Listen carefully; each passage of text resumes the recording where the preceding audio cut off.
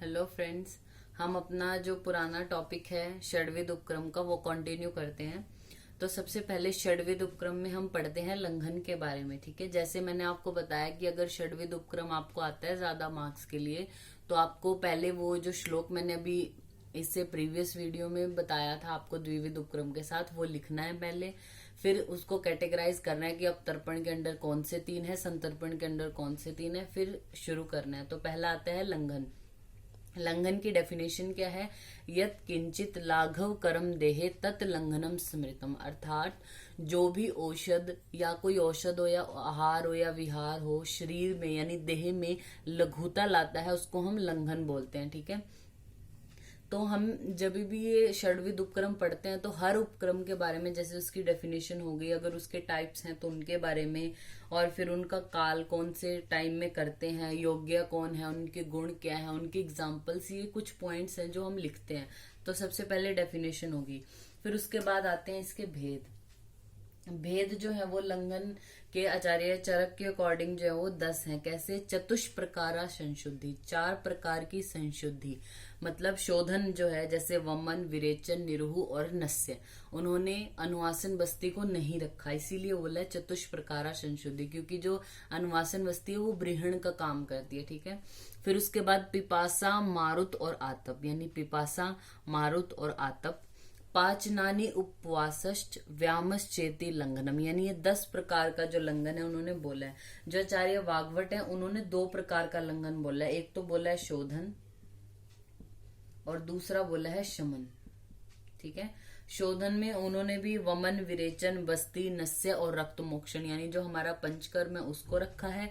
और शमन में उन्होंने आचार्य जो चरक ने बताए यहाँ से लेके पिपासा, मारुता, तप, पाचन, उपवास और व्यायाम, इनके साथ साथ बस एक दीपन ऐड कर दिया है। दीपन प्लस ये जो 6 हैं आचार्य चरक के अकॉर्डिंग ये वाले, यानी ये 7 बोले हैं इन्होंने शमन में और 5 बोले हैं शोधन में। ठीक है, फिर उसके बाद आता है लंघन का काल। आप किस टाइम में लंघन कराओगे पेशेंट को? तो शिशिर ऋतु और हेमंत ऋतु में कराना चाहिए, क्योंकि इनमें बल सबसे ज्यादा अधिक होता है मनुष्य का। तो इन ऋतुओं में लंघन कराना ठीक है।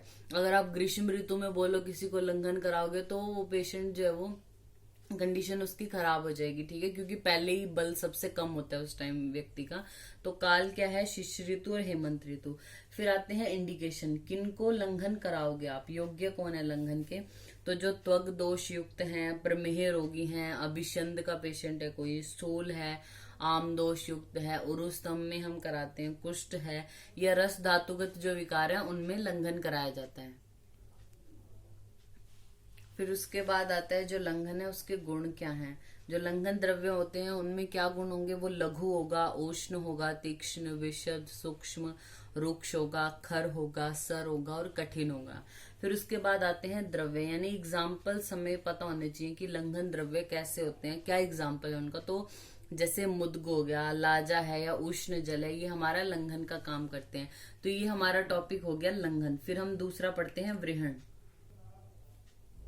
अब आता है ब्रीहण। ब्रीहण में क्या बोला, इसकी डेफिनेशन क्या है? बृहत्वम यत शरीर से, यानी जो शरीर का ब्रीहण करे उसे ब्रीहण कहते हैं। मतलब शरीर की पुष्टि करे, उसकी तृप्ति करे, यानी कोई भी औषध या आहार विहार जिससे शरीर की वृद्धि हो, पुष्टि हो, उसे हम ब्रीहण कहते हैं। फिर उसके बाद आता है, इसके कोई टाइप नहीं है, तो योग्य कौन है? ब्रीहण किनको कराना चाहिए? जैसे शतशीर्ण का पेशेंट है, कृश है, दुर्बल है, वात रोगी है, जो अर्श ग्रहणी, मांस क्षय हो गया है जिसको शुक्र क्षय है, या उन्माद का पेशेंट है, उनको हम ब्रीहण कराते हैं। फिर आता है काल क्या है, हमें ब्रीहण किस टाइम में कराना चाहिए? तो ग्रीष्म ऋतु में कराना चाहिए। ठीक है, क्योंकि पहले ही बल बहुत कम है पेशेंट का, तो ग्रीष्म ऋतु में हम ब्रीहण करा सकते हैं। फिर आता है जो ब्रीहण द्रव्य है उनके गुण क्या होंगे। गुण क्या होंगे? वो गुरु होगा, शीत होगा, मृदु, स्निग्ध, बहल, स्थूल, पिच्छल होगा, मंद होगा, स्थिर होगा, सुलक्षण होगा।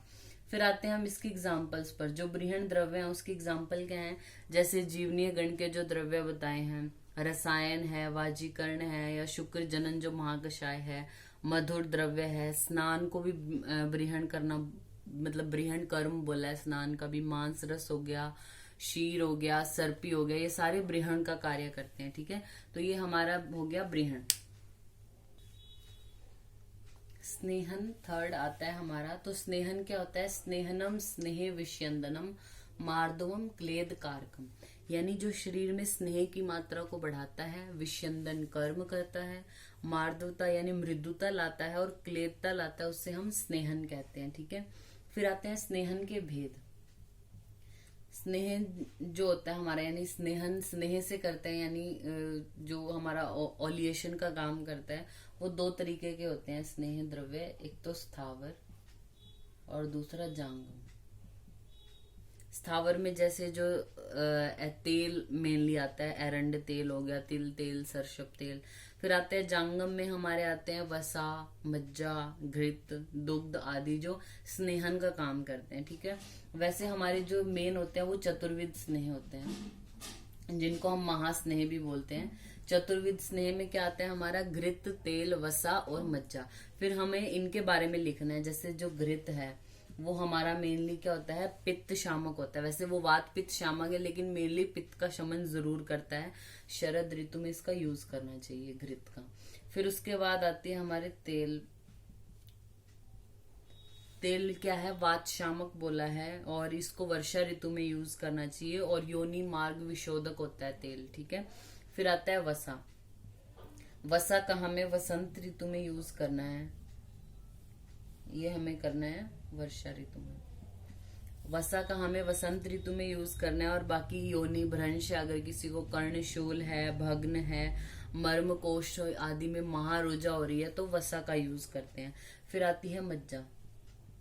मज्जा का भी हम वसंत ऋतु में यूज करते हैं। जैसे अगर किसी का क्रूर कोष्ठ है, घसमरा है, यानी बहुत भूख लगती है पेशेंट को, अस्थि रोग है, तो हम मज्जा जो है वो स्नेह देते हैं उसको।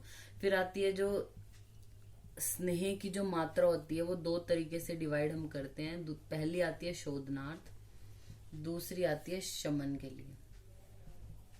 शोधनार्थ जो मात्रा होती है उसको मंद विभ्रंशा बोला जाता है, यानी जो 12 घंटे में पच जाती है। ठीक है, 12 आवर में पच जाए उसको हम बोलते हैं शोधनार्थ मात्रा। ये इसको मंद विभ्रंशा भी बोलते हैं।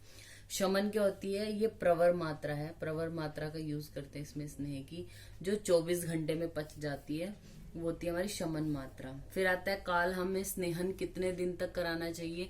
3 से 7 दिन तक कराना चाहिए, क्योंकि 7 दिन के बाद हमें वो सातवें होने लगता है, मतलब उसका कोई असर नहीं है, शरीर को वो सातवें होने लगता है। ठीक है, फिर आता है जो स्नेहन द्रव्य होते हैं उनके गुण क्या होंगे? तो वो ऑब्वियसली द्रव होगा, सूक्ष्म होगा, स्निग्ध होगा, गुरु, शीत, पिच्छिल, मंद और मृदु होगा। फिर आते हैं योग्य कौन है स्नेहन के, किनको हमें स्नेहन कराना है?